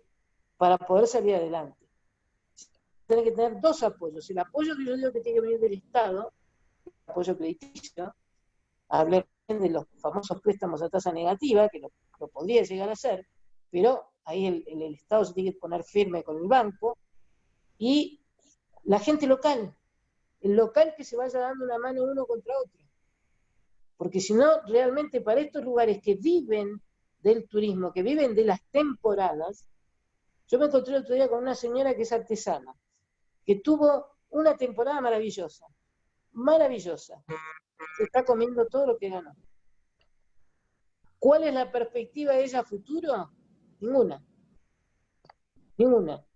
Entonces, lo que yo digo es para estos lugares chiquitos, en donde todos nos conocemos, las dos herramientas a mi manera fundamental es insistir con el tema que yo te digo a nivel de que tiene que haber una presencia del crédito, fundamentalmente, y creo que todos nos tenemos que dar las manos unos a otros y generar nosotros mismos el circuito de compra-venta. ¿Te contesto yo, Tato? Gracias, Alicia. Dale, Vic. Mirá, Gracias, Alicia. Vamos primero al diagnóstico. Vos sabés que en economía la crisis va de la periferia al centro y la bonanza va del centro a la periferia. Es decir, la falda está en el tercer anillo, con lo cual la crisis le pega antes y la recuperación le pega después. Número uno. Número dos, la sustentabilidad económica de la falda básicamente se da por el turismo como industria y por aquellos que de alguna u otra manera tienen una renta o tienen un ingreso asegurado, como puede ser del Estado, una jubilación, lo que sea. Vos me preguntáis, primero, la falda tiene un grave problema que no lo tiene aparte otro pueblo que puede estar en el tercer cordón, que es la actividad. La actividad núcleo de la falda es el turismo. Esa es por lo menos la convención natural de la falda. Con lo cual el turismo va a ser seguramente la última de las industrias o la última de las actividades que pueda ser reflotada. Eso va a ser así y es inevitable. Lo otro es un tema psicológico. Vos abrís hoy, e independientemente de que tenga la capacidad financiera para abrir, y que quien quiera comprar tenga la capacidad financiera para comprar, hay un tema psicológico que tenga las ganas, la voluntad, y que esté con la mente limpia para poder comprar. Entonces, coincido con Alicia de que papá Estado, el famoso queremos más Estado, en este caso es inevitable. Y estamos hablando del Estado nacional, provincial, y poco puede hacer el municipal. Muy poco va a poder hacer el municipal, porque el municipal va a estar atado también a la crisis interna de su propia población, que es en la recolección de las tasas, y claramente, con lo que recibe de coparticipación de la provincia, que en el tema de Córdoba fue la primera que, de alguna manera, mostró la cartita de una cuasimoneda, o de un tío, de un bonito, de lo que quiera llamar. Entonces, sí, no hay demasiadas alternativas o soluciones. En el corto plazo seguro que no, y las paliativas son necesariamente la intervención del Estado. A tasa cero, que en la práctica es tasa negativa, es lo que hace Estados Unidos. Hoy la tasa negativa, en Estados Unidos la tasa es cero, lo que implica que en la realidad es una tasa negativa. Mucha participación del Estado, mucho vivir con lo nuestro de Aldo Ferrer. Yo lo leí hace tantos años en la secundaria, leí a Aldo Ferrer. Por eso lo mencionaba Alicia también. Y no va a haber mucho más. No va a haber mucho más. Va a haber una clara restricción. Va a haber un despegue inmediato, que lo vas a ver en el momento, porque de donde estamos a un primer nivel de actividad va a ser inmediato. ¿Te va a alcanzar? No, no te va a alcanzar. ¿Va a haber decisiones financieras o soportes financieros de los estados provinciales y nacionales? Me animaría a decirte que del estado provincial, poco. Vos tenés el tema de PEC, que es una de los grandes reclamos que tienen los sectores turísticos y de pymes. Ni una sola sacaron, al contrario, ni una sola. ¿Por qué? Porque es otro de los unicornios internos que tiene el gobierno provincial. Así que te va a quedar lamentablemente el gobierno nacional. Mira, te voy a dar un ejemplo. Hoy la coparticipación que están recibiendo los municipios es un poquito menor a la histórica, a la nominal de un año atrás. ¿Eso qué significa? Que en términos reales ya está recibiendo un 50% menos. Y recién estamos arrancando.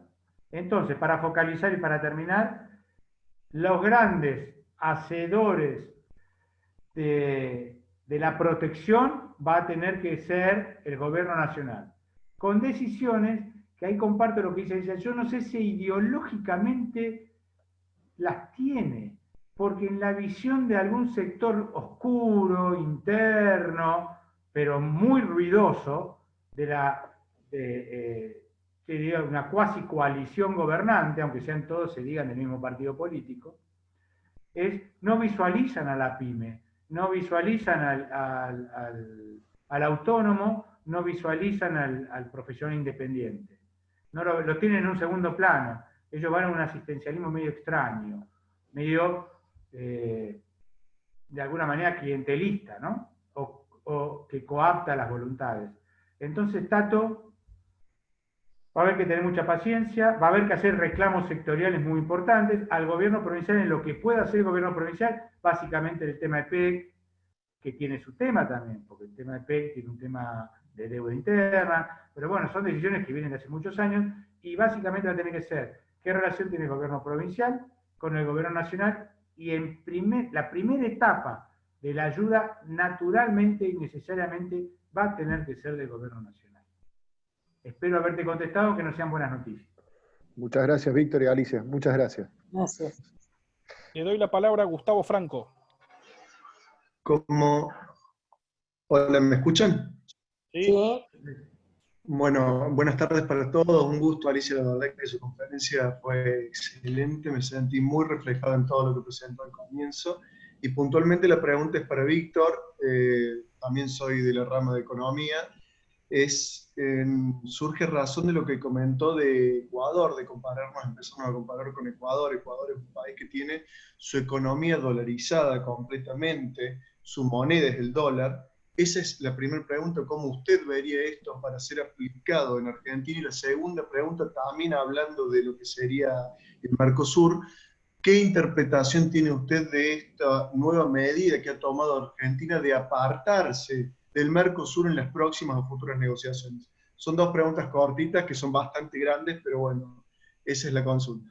La pregunta es cortita, la respuesta no. Vamos a hacerla lo más corto posible. Totalmente. Yo sé, vota claramente dolarización sí, dolarización no. Yo te diría que la dolarización viene de la mano de fenómenos de altísima inflación, que no los vamos a tener en este momento. No los vamos a tener, por suerte, relativa en el corto plazo. No están dadas las condiciones de una dolarización, Y te diría que si en este momento estamos sumergidos en gravísimos problemas, la dolarización lo único que haría sería agravarlos. Pero además la dolarización implica mucha responsabilidad fiscal, mucha responsabilidad tributaria, mucha responsabilidad de gastos, y no creo que la rama dirigencial ni la corporación política esté hoy con la voluntad para hacerlo. Y eso es tener el botón rojo de la bomba neutrónica. Para los que son jóvenes no saben lo que es la bomba neutrónica, es como la bomba atómica, pero que deja intactos los edificios y las instalaciones, ¿ya? Pero no va a quedar nadie. Entonces, yo la descartaría, yo creo que no hay ni en la idea del ministro de Economía actual, por lo que uno puede llegar a leer, aunque ya está contaminado por la situación política interna de la Argentina, no están dadas las condiciones. De ninguna manera están dadas las condiciones. Y nos sumergiría en una pobreza fenomenal que de alguna manera, teniendo el peso que tenemos, que no sirve para nada, pero te permite hacer algún tipo de acciones proactivas para, de alguna manera, hacer sintonía y paliarla en el tiempo. Esa es la número uno. La número dos, ahora me perdí, ¿cuál era la que me preguntabas? Era con respecto al Mercosur, la decisión del gobierno de apartarse del Mercosur. Tenemos un problema. La Argentina va a contrapelo de las decisiones ideológicas que está tomando el Mercosur. Claro. Es un tema ideológico. La Argentina no se va a apartar del Mercosur. ¿Por qué no se va? Yo creo que no se va a ir del Mercosur. Va a seguir siendo porque su principal cliente hoy por hoy, en las condiciones que quede, y está haciendo un gran esfuerzo Brasil para bancar políticamente la pandemia, con las muertes que tiene, es un tema ético, filosófico, yo lo saco de lado, pero que va, de alguna manera está tratando de manejar con los recursos que tiene su situación económica. Argentina no va a salir del Mercosur, lo que pasa es que Argentina es la más pobre hoy del Mercosur desde el punto de vista estructural, económico estructural, voy a decir, más pobre que Paraguay y que Uruguay, estructuralmente en sus relaciones intraeconómicas, sí. Yo creo que no se va, yo creo que son pataleos, en algún caso justificados, es decir, a la Argentina la han dejado hasta inclusive ideológicamente de lado, bien merecido se lo tiene, y las negociaciones que en este momento tiene Mercosur no estarían de todo acorde con su carta orgánica, porque debería ser consensuada. Entonces la Argentina, en momentos de crisis y de pobreza, hay algo es, cuando más débil sos, más fuerte gritás, o intentás gritar para que te escuchen, lo que no quiere decir que seas fuerte intrínsecamente fuerte. Sí genera mucho más cortocircuito, porque no se quieren, porque ideológicamente están en las antípodas. Yo no sé si es Alberto Fernández el que está en las antípodas, pero es, a la prueba me remito, es lo que está obedientemente llevando adelante. Entonces, no creo que sea una ruptura de Mercosur, sería un disparate, no creo que esté en la mente de Guzmán, no sé cuánto podrá hacer Guzmán, pero no lo haría porque Brasil, hoy por hoy, es el principal, siempre lo ha sido, en realidad siempre lo ha sido, y no podíamos dejarlo caer como Bolsonaro le encantaría dejarnos caer. ¿Te contesta esa segunda parte? Perfecto, perfecto. Tiene siempre especulaciones mías, ¿no? De ahí a la racionalidad en la toma de decisiones, ¿qué te puedo contestar? Muy claro, muchas gracias. Le doy la palabra a Andrés Díaz Joffre. Bueno. Andrés.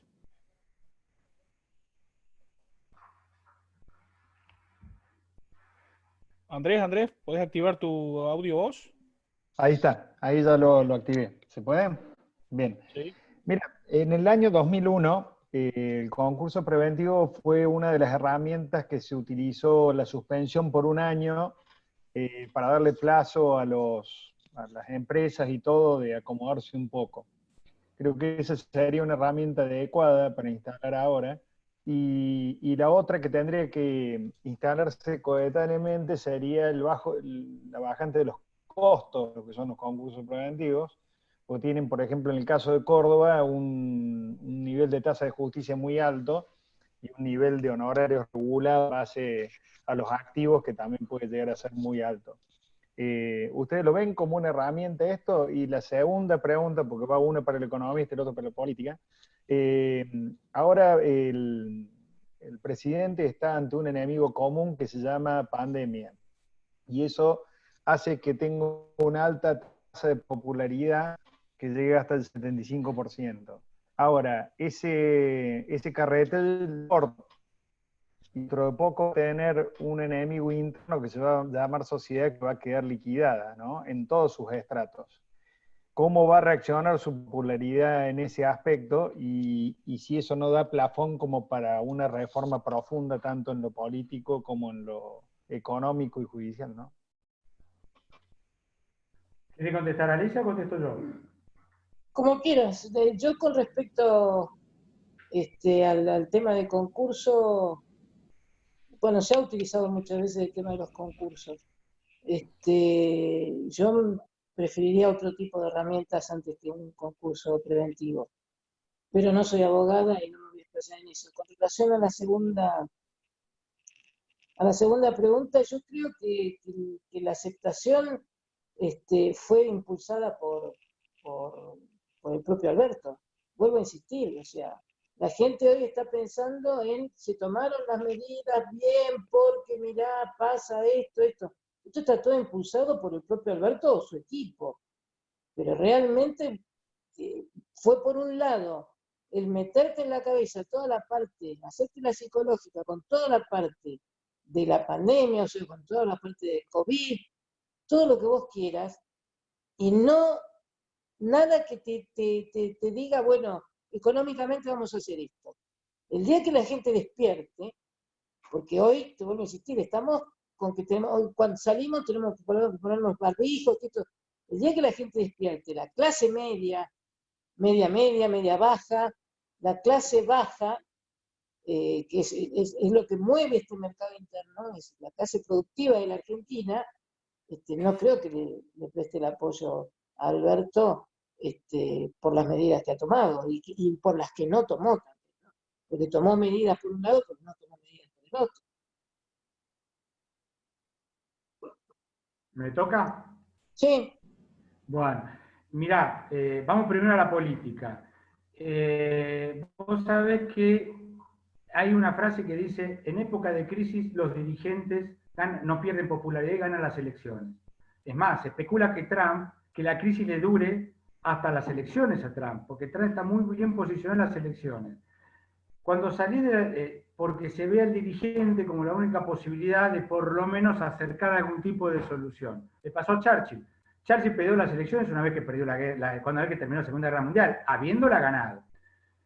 Yo creo que eso, desde el punto de vista político, lo ve Alberto Fernández, en el sentido que la crisis, otra vez lo que hablamos antes, le da un músculo político como dirigente en este momento que probablemente no lo tendría de otra manera. Hecha esa aclaración, vamos a contestarte el otro que es un tema más técnico. Uno de los elementos que probablemente haya, seguramente va a haber, si hay algún tipo de racionalidad, tengo que aclararlo porque a veces no son racionales las decisiones económicas que se toman, es que vaya a haber algún tipo de waiver, algún tipo de ley de quiebras o ley de concursos mucho más permisivo. Lo que ocurre es que acá están las relaciones privadas en el medio, no es solamente el Estado.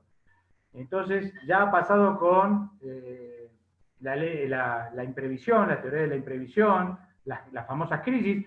Esta es una crisis de tal magnitud que ameritaría algún tipo de decisión en tal sentido, probablemente, porque vos ahí te estarías metiendo en las relaciones entre particulares, básicamente. No estoy hablando de que el Estado te vaya a pedir el concurso y la quiebra, que la FIP te lo pida, pero vas a tener que dar herramientas de alguna manera para que no te la pida un privado. Es una herramienta apta, es una herramienta lógica, depende cómo se instrumente, y yo creo que más pronto o más tarde eso es algo que sí se va a tener que tomar.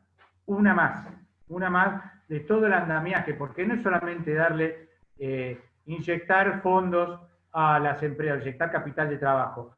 Hay toda una estructura jurídica, impositiva y legal que va a tener que ser modificada. Y déjame decirte algo más, de la cual yo descreo. Siempre se dice que los puntos de inflexión son los momentos indicados para el cambio de los paradigmas. Por ejemplo, el sistema impositivo en la Argentina. ¿Sería el momento ideal? Sí, sería el momento ideal. ¿Está en la mente de los muchachos hacerlo? Muchachos en el buen sentido de la palabra, y no sé, la verdad no lo sé.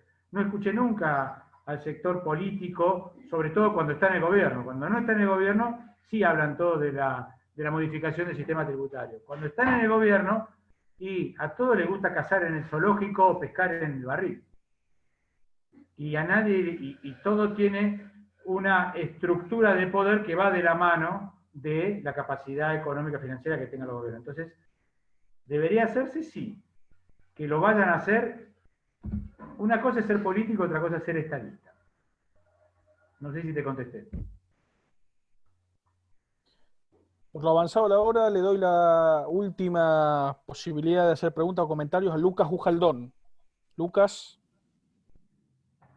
¿Qué tal? Buenas noches. Bueno, mi pregunta la hago rapidito. En un momento de la charla, Víctor, justo habías dicho que, bueno, que era un momento para un cambio tributario y un cambio económico. Y yo precisamente, vos recién te referiste a un cambio jurídico. La pregunta que yo te quería hacer era si también estaba la posibilidad de alguna reforma laboral. ¿Se considera como dentro de este paquete de cambio que podríamos hacer como para salir adelante?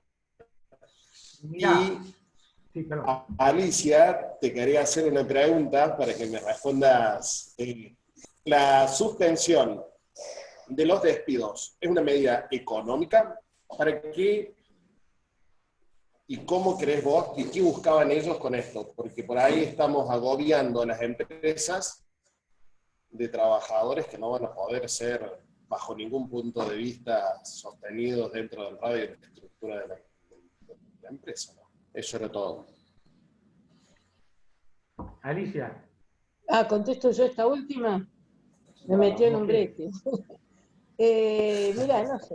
Realmente la suspensión de la gente trabajadora o la suspensión del despido, fundamentalmente, vos te encontrás con un mercado que no puede absorber mano de obra, es obvio. Entonces, en un gobierno como este, que podemos decir que es populista, porque nos estamos dando cuenta que es populista, una medida así obviamente está destinada a parar un poco lo que fundamentalmente, los grandes fundamentalmente, ¿no? Porque el chico a veces tiene una mayor familiaridad con el empleado. Vos fíjate, Roca no le importó nada largar 1.400 personas porque no iba a hacer el proyecto. Por eso digo que la presencia del Estado es fundamental. El Estado, yo lo dije muchas veces y lo sigo sosteniendo, el Estado puede privatizar todo lo que tenga, lo único que no puede privatizar es el control. Y el control lo tiene que hacer no con determinadas clases, sino todo en general. Entonces, así como tenemos clases que están impersonalizadas, le importa muy poco porque le importa el proyecto que tiene. Pongo a colación de Chin Roca. Tenés a lo mejor el pequeño empresario, que el empleado a lo mejor lo tiene hace 30 años y es como de la familia. Entonces, es muy difícil. Yo creo que la decisión de impedir este tema estuvo focalizada, creo yo, estuvo focalizada y que forma parte de la impronta que presenta este gobierno, que obviamente está dando beneficios a sectores que son improductivos totalmente. ¿Te contesto? Dale. Eran dos partes de tu pregunta. Primero, contra la realidad real no hay con qué darle. Y la situación económica es de tal gravedad que aún los discursos chocan y se desgranan y se diluyen con la realidad. La prohibición de despido, vos podés prohibir que la Tierra sea redonda, sea una esfera, pero la Tierra sigue siendo una esfera. A ver si nos entendemos. Entonces, la realidad va a mandar. no lo podrá despedir y vos entrarás en un concurso preventivo, en una quiebra. Entonces, ahí privilegiarán algún otro tipo de situaciones. Con respecto a una reforma laboral, la reforma laboral yo creo que va a estar dada por sectores, porque otra vez la realidad real manda, de hecho se está dando, de hecho hay, excepto en el sector público, a ver, todos están haciendo esa reforma laboral excepto el sector público. El sector público no la está haciendo. Entonces, volviendo a la otra vez, vos tenés un promedio de ingresos del sector público que no se condice con el promedio de ingresos del sector privado, que alimenta con impuestos a ese sector público. Entonces, cuando venga el ajuste del sector público va a ser más brutal, y si no lo quieren hacer, será con emisión de cuasimoneda o vaya a saber con qué. Pero en el sector privado, y las reformas laborales, se van a dar o por la realidad real o por acuerdo entre las partes. Yo creo que está en la situación de crisis que no se llegará a lo mejor, a lo deseable, pero algún tipo de flexibilidad con tal de no seguir perdiendo fuentes de trabajo va a haber. De hecho, lo está habiendo. De hecho, está. De prepo o consensuado, pero está. ¿Había una parte más de tu pregunta o esa era toda? Yo te voy a complementar con algo, Víctor, pero porque lo viví yo. Yo creo que más que una reforma laboral tiene que haber una reforma del Estado, del gasto, fundamentalmente. Y te doy ejemplos. Cuando yo era gerente del Banco Central, mi sueldo era más o menos entre un 40 o un 50% inferior a un gerente en el sector privado de un banco. Cuando yo fui presidente de la UIF, con cargo de secretario de Estado, mi secretaria ejecutiva ganaba un 50% más que yo. Entonces, lo que Víctor dice, y yo apoyo totalmente, hay que hacer todo un diagnóstico de lo que tenemos en el Estado, bajar estrepitosamente el gasto público, pero no en pensiones y jubilaciones, no, en otras cosas. Yo no tengo nada contra los maestros, pero digo, para un cargo de maestro tener 5 suplentes me parece una barbaridad. Entonces, hay que hacer toda una reforma del gasto del Estado, pero en forma racional y de enfocada, y sabiendo y diagnosticando hacia dónde tenés que llevar esta reforma. Que no lo veo en este gobierno. Yo no lo veo en este gobierno. Yo creía, a mi manera de entender, creía en el gobierno anterior que lo iba a hacer, y no lo hizo, perdió su tren. Pero que el Estado tiene que tener una reforma en cuanto a gastos y en cuanto a ingresos también, ¿eh? Pero en cuanto a gastos no me cabe la menor duda, pero racional.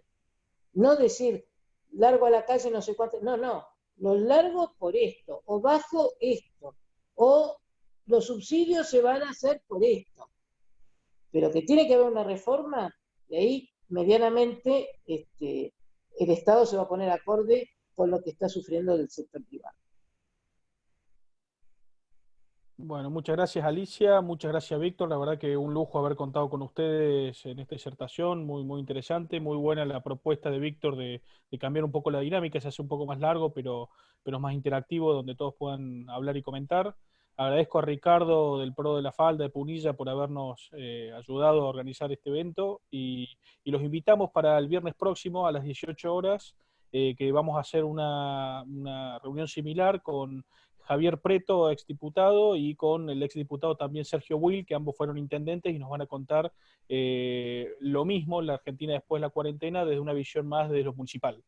No sé si Víctor o Alicia quieren hacer algún cierre. El micrófono es suyo. No, yo dar las gracias por la invitación. Esperemos que esto sea, o se salga antes, no sea tan nefasto como lo vemos los dos, porque los dos lo vemos de la misma forma. Y yo tengo fe, pero tengo fe en la salida más pronta, contrario a lo que dice Víctor, salida más pronta en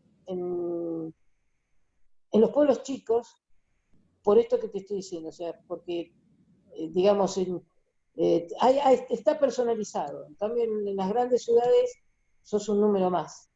Entonces, Yo a lo mejor pienso que probablemente, y le decía Tato, el tema esté en los propios habitantes en La Falda, por ejemplo. Y agradecerles por las preguntas y por la invitación. Bueno, agradezco, siempre es un gusto estar con Alicia, hemos compartido programas de radio, hemos hablado de economía en varios programas, por lo menos acá localmente, es un placer estar con ella, la aprecio mucho. Un gusto que me hayan invitado, desde ya a disposición de ustedes, pero hay una acotación, nadie me preguntó de deuda externa, nadie me preguntó, ¿cómo será que estamos con la cabeza tan en la pandemia y tan en nuestras casas que nadie preguntó sobre lo que está pasando con la deuda externa? Pero como estamos terminando, te tiro el título para que se lo autopregunte. Está direccionado, Víctor. Eso está direccionado. Te han generado una pandemia dentro de la cabeza. Sí, algo de eso hay, claramente. O sea, si no hay, la realidad es la realidad. O sea, claramente lo tenemos, pero pero de alguna manera, algunas mentes brillantes lo hayan utilizado para su propio, digamos, beneficio político y sacado del medio de la discusión. Por ejemplo, y tampoco lo tocamos, la liberación de los presos, que formaba parte de la campaña. Ya en la campaña se hablaba de la liberación de los presos, de eso no se habló, y de algunos coqueteaban con un default, que tampoco lo hemos hablado, pero que estaba también la campaña de algunos de los que integran el gobierno actual. Pero bueno, será para otra oportunidad y les tiro los temas, capaz que les interese. Muchas gracias, Víctor. Muchas gracias a todos por su tiempo. Y nos volvemos a ver seguramente el día viernes. Saludos para todos. Chao, hasta luego.